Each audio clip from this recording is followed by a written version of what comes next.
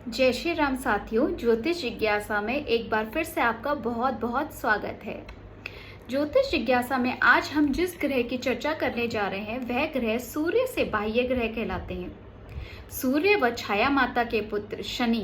जी हाँ साथियों, आज हम शनि देव के बारे में चर्चा करने जा रहे हैं, शनि ग्रह के बारे में। महादेव की आराधना उपरांत नवग्रहों में जिस ग्रह को सर्वश्रेष्ठ स्थान प्राप्त हुआ वह ग्रह शनिदेव। शनिदेव को ज्योतिष शास्त्र में कर्म फलदाता भी कहा गया है।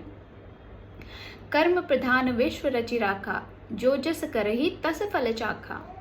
जी हाँ साथियों, व्यक्ति को उसके जीवन में जो भी भोगना पड़ता है वह सब कर्म से ही निर्धारित किया जाता है।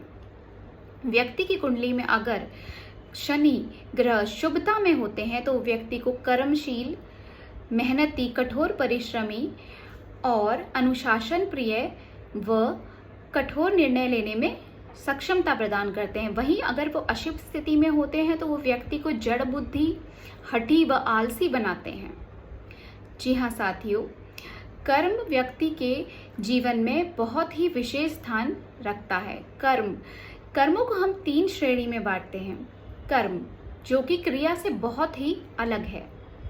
क्रिया एक सामान्य दैनिक क्रिया की तरह होती है, वहीं कर्म 3 प्रकार के होते हैं: संचित कर्म, प्रारब्ध कर्म व क्रियामाण कर्म।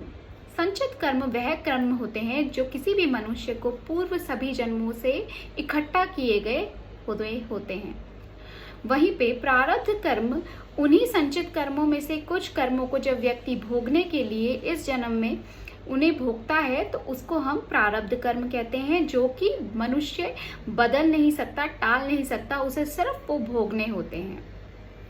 वहीं क्रियामाण कर्म जो कि संचित कर्मों से निकाले गए प्रारब्ध कर्मों को जब मनुष्य जीता है तो उसमें जो भी परिस्थितियां उत्पन्न होती हैं उनके हिसाब से जब मनुष्य जो कर्म वर्तमान में करता है उसे क्रियामाण कर्म कहते हैं और उससे मनुष्य का भविष्य निर्धारित होता है।